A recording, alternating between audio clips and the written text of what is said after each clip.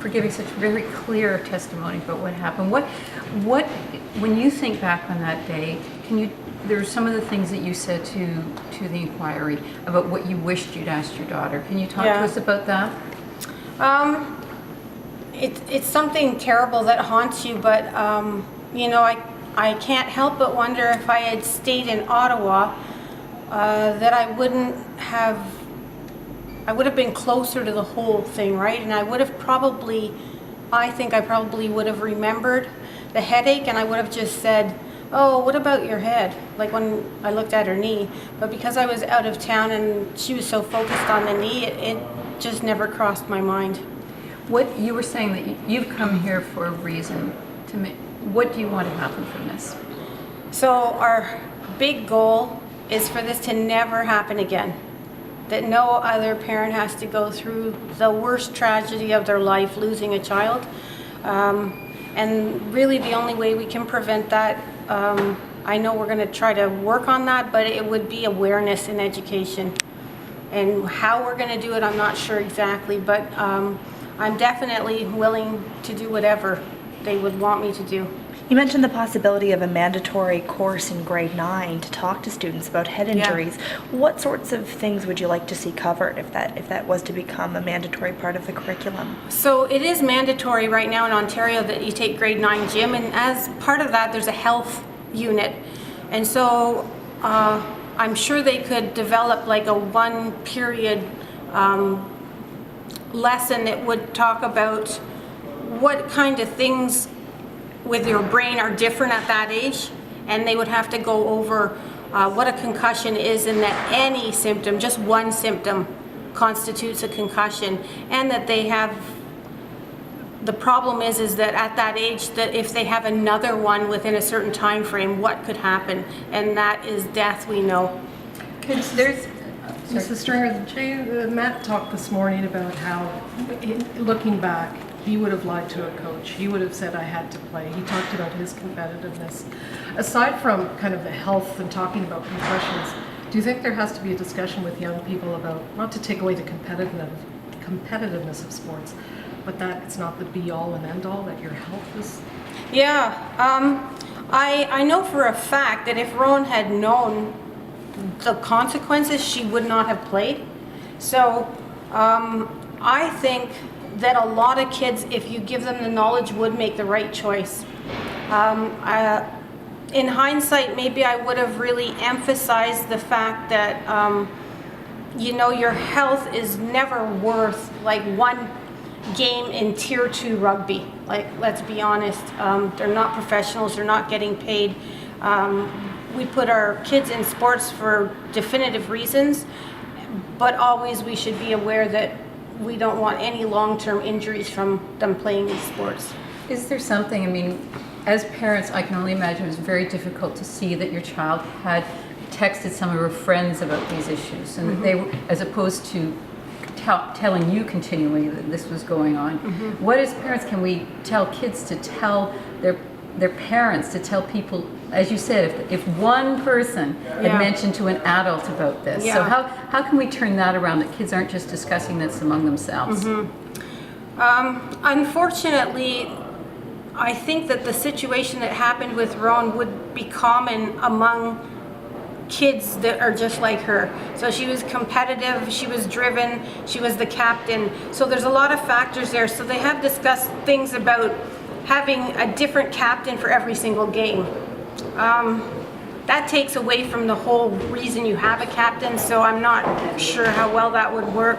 I just know that there's probably some different ways we could do it. I don't know if you heard the testimony yesterday, but after the games they would just leave the field. So they didn't have like a post-game talk. Maybe there would be things to look for, like after a kid comes off, do they rub their forehead? Like there's some definite things that kids might do that they're not aware they're doing that would be a giveaway. And I just think that if everyone's aware, we have a better chance of someone telling someone. You've been involved with the school board in talking about this issue since the 2 years has passed. What is your understanding of how things have changed, and are you happy with that? Because you said you didn't even sign, on the waiver you signed for Rowan, there wasn't even a talk of a concussion. I don't recall that. Yeah. I know that they've now made changes, and I'm not completely sure of all the changes. I know that when SHIO came out with their new guidelines, it was interesting to me to read that they were geared towards parents, coaches, and teachers. I think we keep leaving out of this picture that an adolescent is very capable and, you know, have good common sense, that they could make some good decisions, and we don't give them enough credit. I think part of this whole talk has to be involving them in the education. And you, from what I've heard you say, they're friends as well too, almost like in the bullying discussion where it's not enough to just to stand That's by and right. watch. Mm-hmm. You think the So friends with a should- bully, you know, you need that other person that steps in, that's willing to stand up. And this is the same sort of thing. Someone could step in and stand up for someone and say, they're going to be mad at me because they're not going to get to play, but I feel that their life is worth more than them playing this one game. Do you think the likelihood of that happening would be much greater if there were something in the grade 9 curriculum? I think it would, for sure. I think that if you tell a kid that a concussion is not just a little bump in your head, that you can die from it, then that would make quite a few kids think, oh.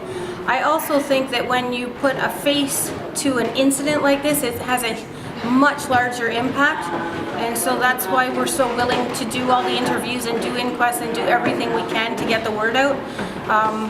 When you see that Rowan was such a good, normal kid that had such a, you know, hope and potential, it's really so devastating. And really, if I was the one to go and give a talk, I think it would mean more than if, you know, they watched a video. You mentioned that you were contacted by a young woman who said after hearing Rowan's story, she thought she had a concussion and she pulled herself out of competition. How did that make you feel? Oh, that's wonderful. Like, that's what I want to hear. That's when you know that you have made an impact. She was a bit older. She was a university student, but she said in the past she would have played.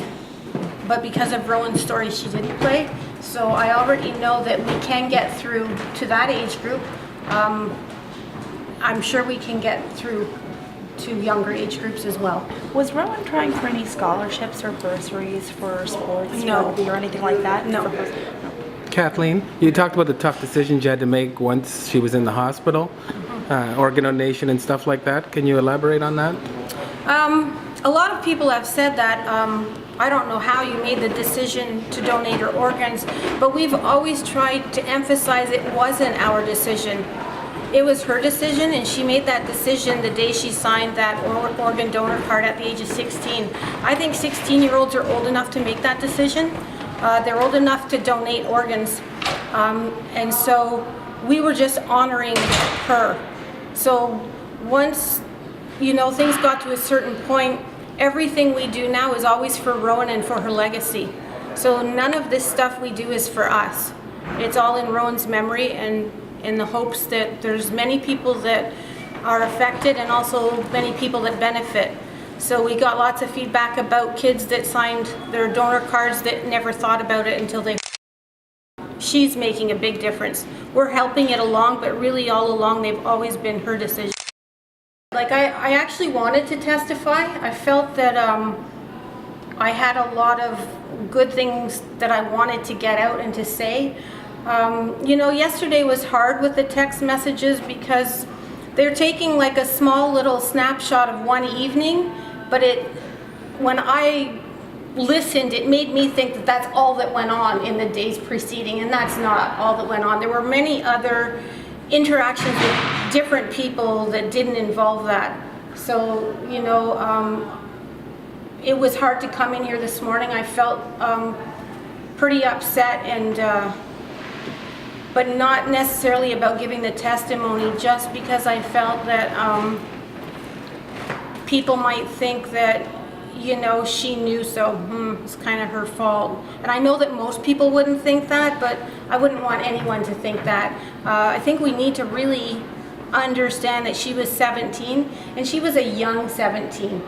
So she was very responsible but she was always young for her age. Her friends always called her naive. She was just a young spirit. And so she was honestly just joking around mostly. Like, you could tell in the background she thought, I'm not really sure about this. But some of the comments she made were just off the cuff. Like, they weren't, people, I think, read too much into even the word die. I mean, we say it all the time. Oh, it's the best movie, I almost died. Like, or I got caught out in the rain and I just about died of getting so. Like, we use these terms loosely,